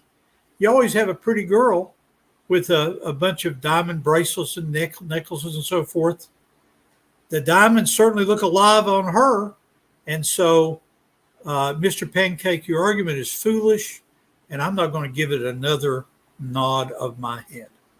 I think what he meant to say was that maybe they're not of organic material, something that was alive at one point. But Mr. Pancake, we can determine whether it was organic or not by measuring the delta C13 that we find in the diamond. And these diamonds that were dated had a delta C13 of I think about around about -20, -24, which confirmed that they were once organic carbon. So the secular explanation of 1 to 3 billion years just doesn't work, because you shouldn't be finding C14 in a diamond that apparently was once organic. Mr. Pancake, go find some maple syrup, pour it on yourself, and I will eat you alive. Love it. Love it. Okay. So I guess we're going to get one more question. And then, okay. Well, George, if you look at the starred, are you able to see right next to the live? It says starred, and there's 10 there. That's all the questions that came in. Why don't you do the honors and pick out one of the questions that you want to answer instead of me? Starred. Okay. Can you see that? It's a nice way that we can save questions now on StreamYard. You just click the star. I don't know if you can see them. There's a whole list there. If not, I can pick one out real quick. Actually, you know what? Why don't we do this one? Wesley Coleman. He asked a good question near the beginning. Do you see it, George, on screen? Can you speak of the claimed synchronous dating of separate dating methods under an old Earth paradigm? I think even that's been disproven by the number of different dating of sample rocks that have been done that give varying ages. David, have you got anything to do? Oh, yeah, I've got something to add to that. Again, we want the class to understand that you can sort these things out. Imagine this to be the top of the Grand Canyon. Now, keep in mind that Cambrian, Ordovician, wait, there's no Ordovician in the Grand Canyon. Cambrian, Ordovician, Silurian, Devonian, Mississippian, Pennsylvanian. Where are all those in the Grand Canyon? Well, at the edge of the Grand Canyon, my colleague Steve Austin years ago noticed a lava flow that flowed down over the rim of the Grand Canyon. Yes. And so he took samples of this yellow rock, which was actually a black lava, and then he, using the rate money that they had in the year 2000, he sent those samples, uranium lead, potassium argon, rubidium strontium, isochron dating. And what did he find out? That what you say is actually entirely wrong. There are no synchronous dating of these separate methods. When you actually look at the reality of the Grand Canyon, you find dates that are all over the place. Now, why would the evolutionary community be so focused on a particular date? One of my favorite all-time stories is that when I was working in the 70s for the United States Geological Survey, I came across a paper in a very famous marble belt that's on the Piedmont of the Appalachian Mountains, the eastern slope. and it's called the Murphy Marble Belt. Well, this had been speculated and tested and estimated as being like 1 billion years old. Well, an amateur, like Boy Scout or something, found a fossil in the Murphy Marble Belt. And oh, there were papers written on it. Oh, now we have a time marker. We got an index fossil. It's not 1 billion years old. That's obviously Cambrian, so it's 600 million years old. Class, can you see that one good fossil puts a trump card in the deck of this whole evolutionary house of cards? And David, that lava flow, I think it's called the Eukaryote lava flow. What they subsequently found was Indian artifacts buried in the lava flow, which made those dating results really look stupid because Yes. according to them, the native Indians weren't around millions of years ago. So now, talk about stupid. Outside today, the heat index is 113. Now, it gets hot in Louisiana, but 113 index doesn't hit until August. What am I doing? I'm drinking coffee in front of a fan because I like coffee and because as you begin to suffer through this kind of heat, you begin to lose your mind. Trying to make you laugh, George. You're not laughing. I'm reading the next question. I'm going to ask Donnie to put on the screen. Okay, well, let me make a quick comment. Donnie, are you aware that in Heathrow Airport, London, this week, it reached 103 degrees? Now, why is that of such meteorological interest? That's the hottest it's been in Heathrow since the thermometer was invented. And David, you know why? Global warming. Because right next to that gauge was the tarmac, which gets very, very hot, absorbing that sun, and with all those jets blowing all that hot air from the engines would have produced that heat. It's really some of these temperature measurements that they actually cite for evidence of climate change. You gotta actually look into the data and where that data was accessed, because a lot of times they access that data from temperature gauges that are close to things like asphalt car parks, industries, and those sorts of things, which naturally increase the temperature. I hope you notice that my colleague George, the engineer, insists on throwing the cold water of data on all these jokes of mine. Go ahead, George.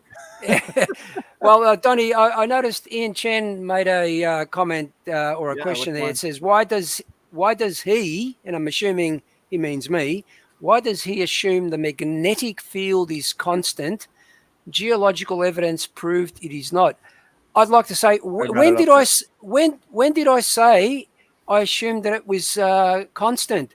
I even put up a screen there that said the half-life of magnetic field is 1,400 years.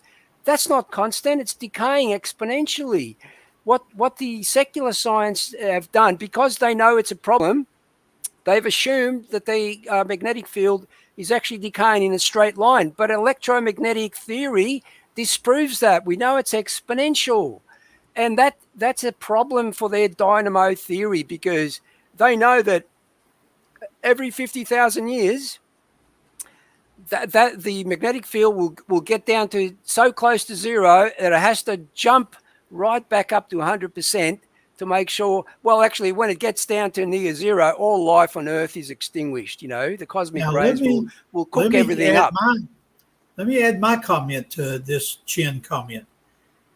This is the Mid-Atlantic Ridge, these two yellows, and it runs through Iceland. Yeah. And you can make measurements of the magnetic field on either side. And it really is true that if you look back on the last, 2,000 years, you can see a difference in the magnetic signature as you go east of the Mid-Atlantic Ridge, and you go west. But this signature, this magnetic signature, if you will, is nothing more than fluctuations that occurred in the magnetic field during the events of the flood that we characterize as Earth's magnetic field. Now, this kind of model here is not a young Earth creationist rescue device. You can actually go to Iceland and walk this way and walk that way, see it with your own eyes. Yeah, exactly, yeah. All right, gentlemen. Well, fantastic job. Lots of good points. Do we want to get into our closings now? Please. Okay. Professor McQueen, we'll start with you, brother. 5 minutes whenever you're ready. Let me know when I've got 1 minute left because of my problems here. No worries. George and I and Donnie view you as a class. So as a class, let me give you an assignment. You'll notice that George made points ranging from this idea of water coming from comments, this whole very important argument of solid core, liquid core. And that simply needs to be dealt with. Truth is found in the Bible. As a matter of fact, from my study of the Bible over the years, if you take a Bible of the size of Dr. Morris's study Bible here, now this is a big old Bible, and it's got over 2,000 pages in it. If you take all the supposed errors of calculating the size of the army that went into the city of Ai, or you take all the supposed errors in the genealogy, if you put all those on one page written at this level, all those supposed errors fill only one page of a 2,000 page book. Now, I'm a bit tired. One page out of 100 would be 1%. So let's multiply that out. But so the Bible is a trustworthy document. We'll return to that. But there's truth found other places. Ms. McQueen has introduced me to this delightful book, Alexander and the Terrible, Horrible, No Good, Very Bad Day. Now, how does that tie in to my friend in Australia and to this whole argument about the heat problem? There are important issues at stake. Now, keep in mind that Alexander thought, and he told his mama, that if he could only go to Australia, all his problems would go away. So here's an example. It's a wonderfully illustrated book.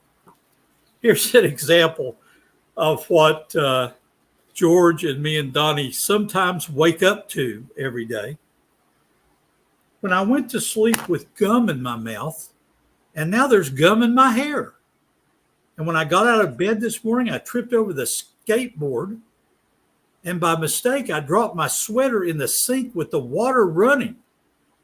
And I could tell it was going to be a terrible, horrible, no good, very bad day. The issue of the problem of human suffering, the issue of what is man according to evolution, Snake and I are going to take up in a future debate. But let's go all the way to the end of this poor boy's problems, and we'll see how Australia fits in. So it's finally the end of his terrible day, and he gets ready to go to bed, and this is what happens. When I went to bed, Nick took back the pillow he said I could keep. And he also, when I looked up, the Mickey Mouse nightlight was burnt out. And in the process, I bit my tongue. The cat wants to sleep with Anthony and not with me. It has been a terrible, horrible, no good, very bad day. My mama says some days are like that, even in Australia. Now, isn't that not? David, I've got a true story to share with you. This is in my high school years. I must have been studying very hard the day before, but I woke up, changed my clothes, put my shirt on, my school shirt, my tie, my shoes and whatever. I went to school. I walked to school back in those days. I got to school and the people there, and this is an example of a terrible, horrible day, right? The people there said, "George, why are you still wearing your pajamas?" I forgot to take my pajamas off. Yes. True In story. Louisiana, people are arrested for that. Let me make one comment from Romans chapter 1. If you study the Greek language, there are 5 different words that are used for power, the kind of power, the kind of heat that we've been talking about. And one of the uses, one of the Greek words, is found in Romans 1, chapter 16. Read this over tomorrow and think about it. For I am not ashamed of the gospel of Christ, for it is the power of what? It is the power of God unto salvation to everyone that believes, to the Jew first and then the Greek. For I'm not ashamed of the gospel of Christ, for it's the power of God. In some parts of the New Testament, power is the word dynamos, the Greek word dynamos. I don't know if I'm correctly pronouncing it. But this word is, again, I can't pronounce the Greek. It's dunamis, dunamis, which is translated effective ability to accomplish an intended purpose. Power. Yeah. Amen.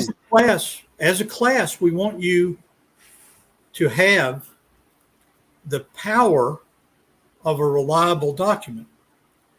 When we come full circle, Donnie and the whole ministry of Standing for Truth, George, when we all come full circle, we want to make sure that when we come back to Jesus, we're coming back to him in those.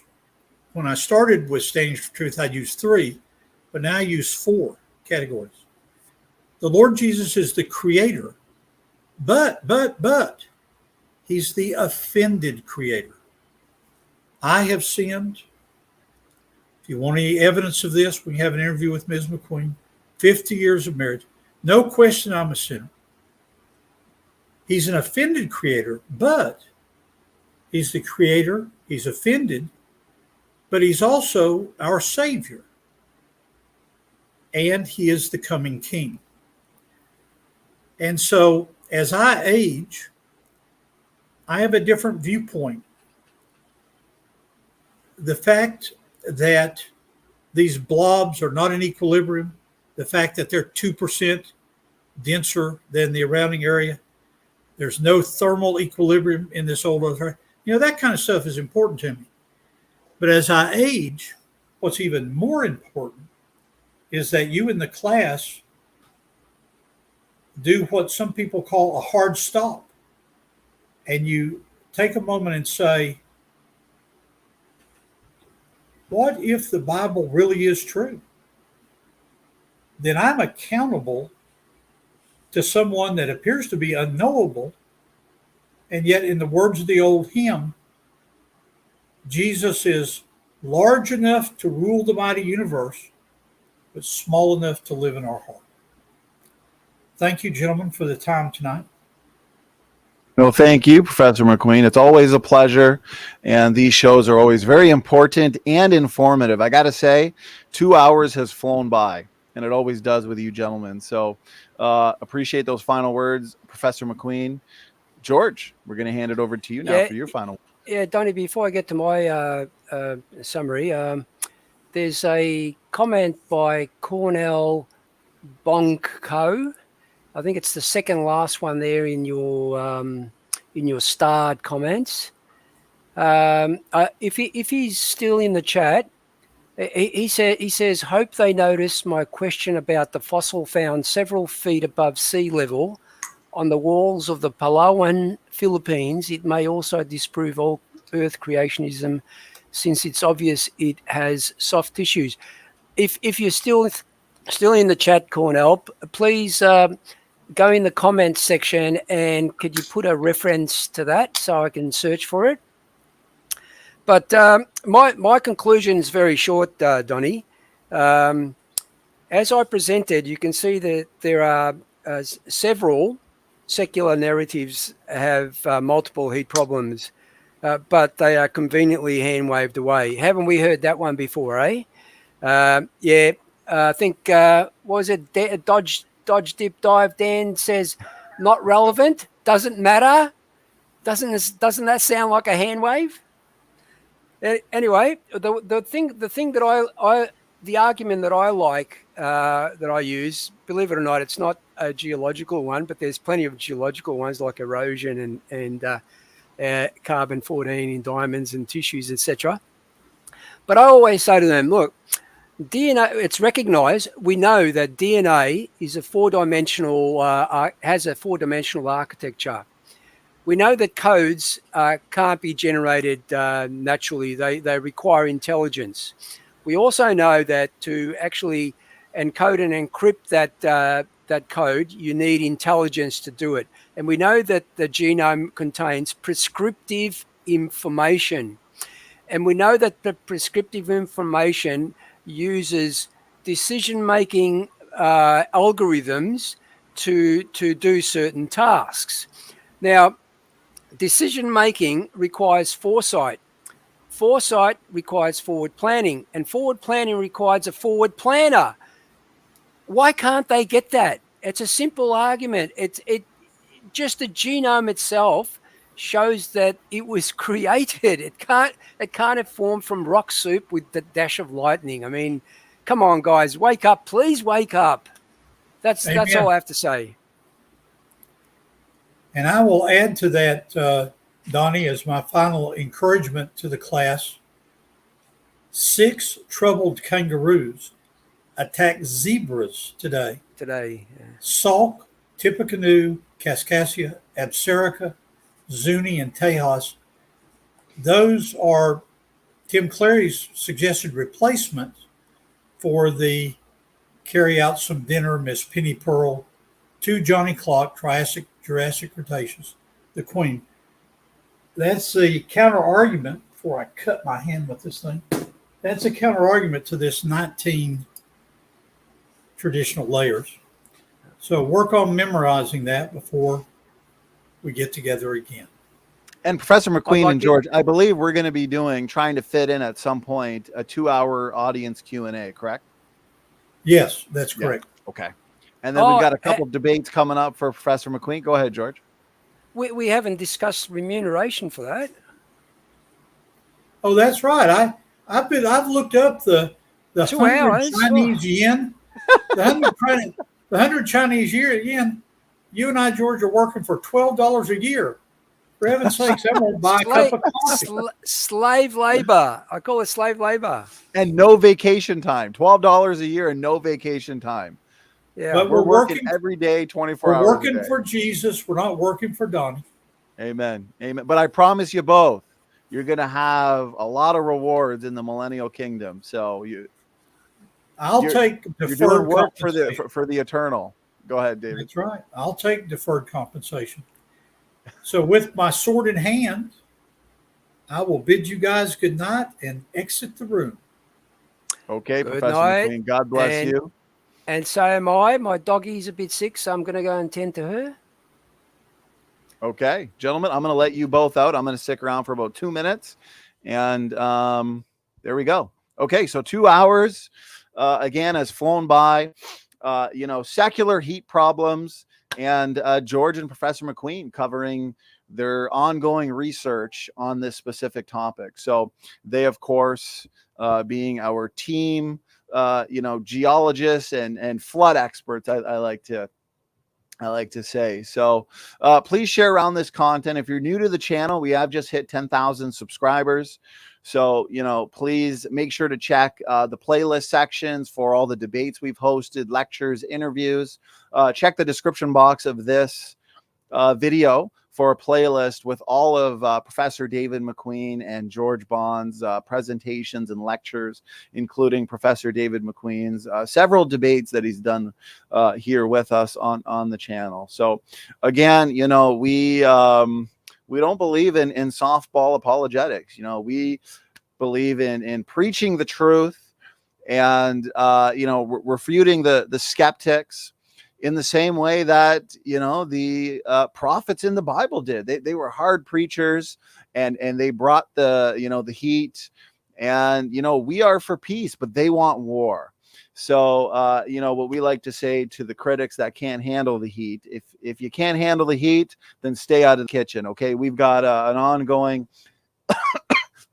Team Standing For Truth debate challenge. We've done, I think, close to 35 of them now. So, excuse me, if you want to participate in a debate on the age of the earth, evolution, separate ancestry, reach out to us and we'll do our best to schedule a debate. Again, reminder, we've got the Defending Genesis Conference 2022 coming up in September, with a few epic debates on the way. So genetic entropy debate, T-Rock and Luca next week. Debate on annihilationism coming up, CJ Cox and Turretin Fan. The Evolution Debate Challenge Series, of course. Daria Bloodworth and Kent Hovind. Matt Slick's going to be back here very shortly, debating Stanley Terry. Charles Jennings and David Preston, they're going to be debating Old Testament salvation. And I should remind everybody, our next panel discussion, soteriology panel debate discussion, whatever you want to think of it as, should be in the next couple nights. I've got a bunch going on behind the scenes, so I'm going to try and fit it in within the next couple nights. And it's going to be on 2 Peter 2:20. So that's a controversial verse with a lot of differing opinions on that verse. So that one's going to be a ton of fun. I'll make sure to set that one a day in advance when I know for sure we're going to be doing it. Okay, guys. And then Saturday night, we've got Nick Sayers and Eddie from the Brute Facts podcast, another debate on the Bible translation controversy. Okay, well, again, bold as a lion, good to see you, brother. Doki Doki Bible Club, much appreciated. You guys are the life and blood of this channel. So if you want to see us continue pumping out full-time content, you know, we'd appreciate you. We'd always appreciate the support, either on Patreon or on, you know, through our official website. So, guys, again, look out for the event for the next open mic. Charles Jennings and I did one last night covering, I think it was 1 Corinthians 9:27, I think it was. Let me go double check. Yes, 1 Corinthians 9:27. So I myself should be a castaway. So we did a full video on that. I put a video out 2 days ago on Galatians 5:21, and we've just been hammering. We've been hammering these, you know, so-called passages that a lot of the conditionalists like to use. So anyways, that is it. I want to thank everybody for the questions, the support, the super chats. Mitchell, appreciate that, brother. This is just a snapshot of the overall material that we do have set on the channel. So please, I mean, you'll see tonight, I'm going to set probably another 5 or 6 events. And we are, like I said, I'm booking events now into October. So JJ, that's absolutely right, brother. Dodge, duck, dip, dive, and dodge. The 5 Ds of dodgeball. That's what the critics like good old Dan do best, right? So Mitchell, God bless you, brother, and hope everybody enjoyed. Standing for Truth is out.